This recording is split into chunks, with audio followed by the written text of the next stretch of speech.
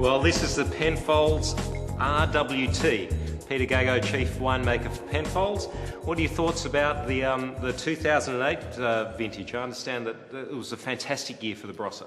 Well, we were thrilled. You know, it's RWT Barossa Valley Shiraz, and in the Barossa pre the heat wave of March, we had great success off the old vines. Old vines, of course, lower yields, self-regulating, and we were able to get just about all of it in before the heat really impacted.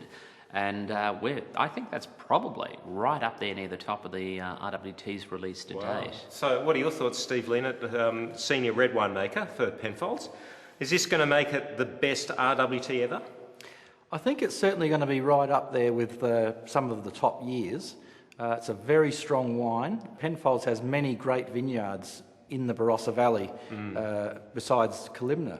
But we've also got some really good growers' fruit from all around the Barossa, where the fruit pool comes from for the RWT style. Well, that's interesting, isn't it? Because that alone makes it a bit different from some of the other wines that you produce.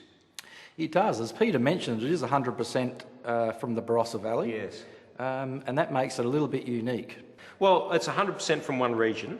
What about, we talk about how wines are made, and one of the most important parts, I suppose, is not only having good fruit and a good vintage, but putting it in the right barrels. So can you share with us a little bit about what the variation is between the new and old, it's French oak, isn't it? It is French oak, yeah. And oak is used as another means of separation of style. And we do make a number of Shirazes, as we do make a number of Cabernets, and oak maturation is one means by which we can keep things separate. A great RWT going back a few years was the 1998. It was 100% new oak. Right. This one, 83% oak, but all French. Okay. So here we are, sitting on American oak hogsheads, 300-litre barrels. That never sees American oak, Quercus alba, only ever French. Right. And the 17% old oak, what does that do? It just sort of tones down some of the characters. In a big year where everything's quite formidable, the wine might be able to handle 100% new oak. So, do I drink this now or cellar it? I would, in this instance, probably buy more than one bottle. Yep.